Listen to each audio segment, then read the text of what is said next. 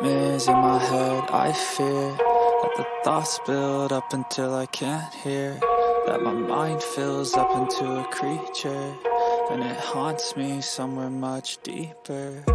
Anxiety, filling up every space, no privacy. Salut, tu écoutes L'espoir, c'est pas obligatoire, le podcast qui s'adresse à celles et ceux qui fatiguent un peu dans leur lutte ou qui craignent que leur flamme ne s'éteigne ou ne les brûle.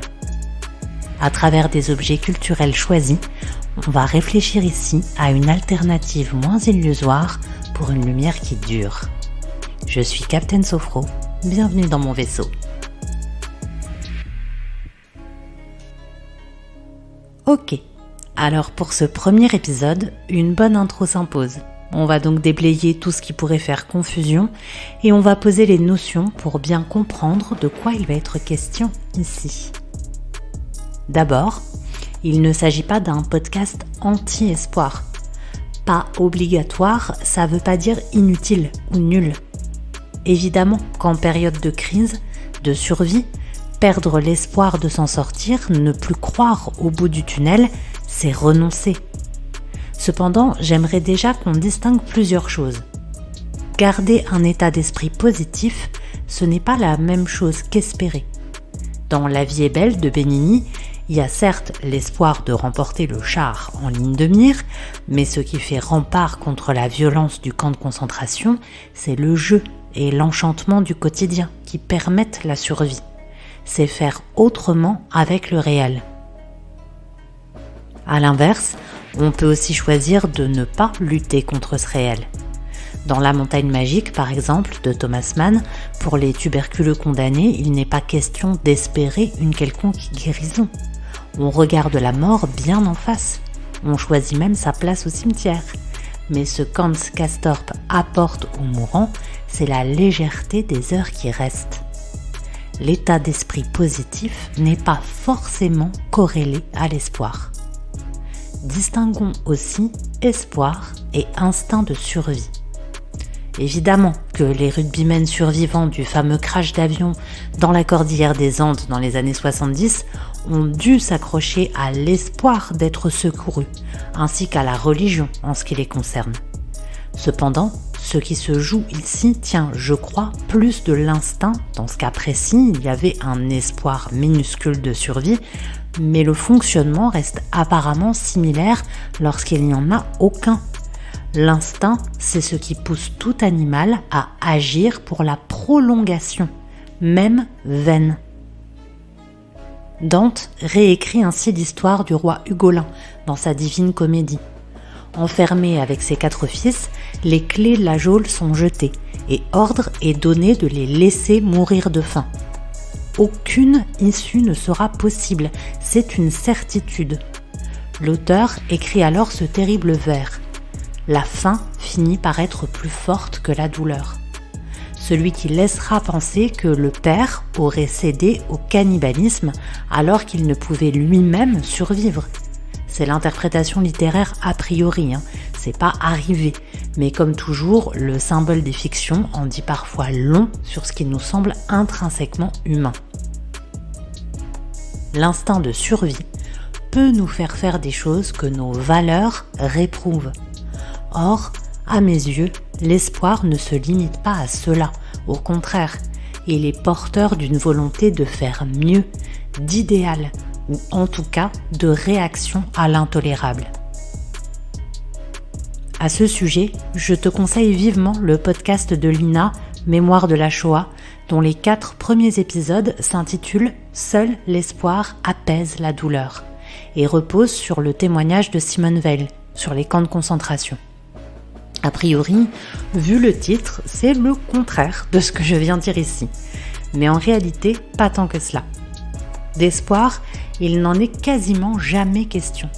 Weil entre très vite en résilience et ne nourrit aucun rêve concernant l'hypothétique survie de son frère ou d'une de ses sœurs, dont elle a été séparée, par exemple. Lorsqu'elle parle d'espoir, enfin, c'est pour dire ceci. L'espoir, c'était que n'importe qui survive, qu'il y en ait qui s'en sortent pour raconter, pour dire cette horreur, pour que cela n'arrive plus, pour transmettre non pas de l'espoir, mais une mémoire.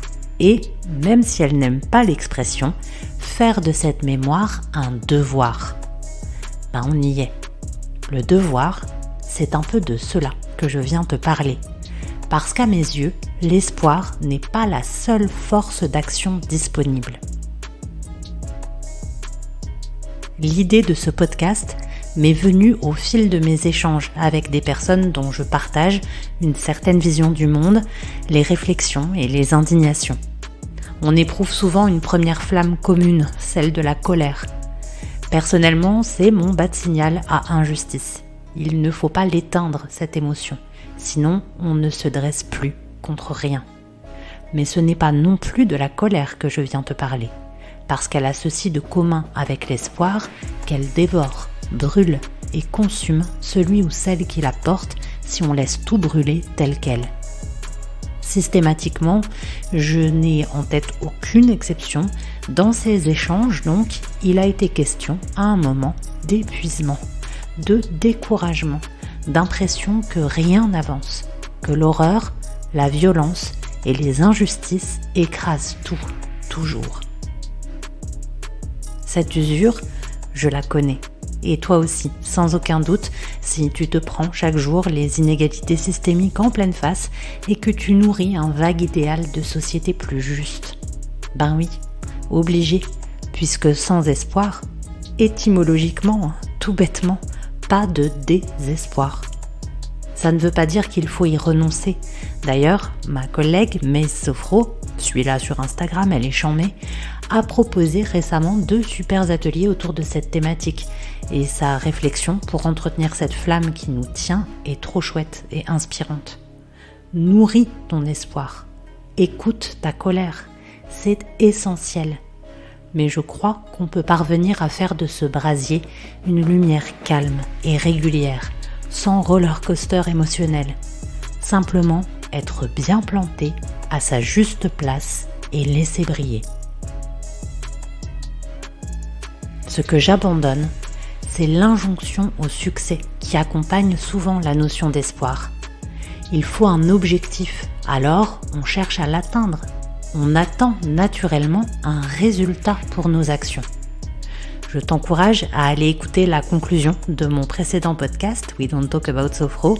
C'est l'épisode That's All Folks. Je t'y explique en quoi le capitalisme et l'idée de rendement, cette pensée qui confond utilitaire et utile, s'insinue partout, même dans notre intime.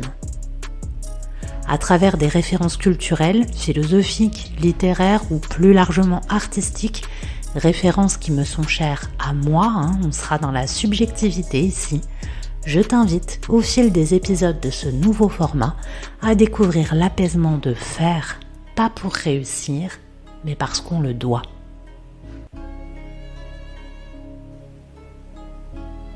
J'espère que cet épisode t'a plu. Allez, ne désespère pas. Juste, ne mets peut-être pas toute ta foi dans le même panier. L'espoir, c'est super, c'est même sûrement nécessaire. Mais c'est pas obligatoire.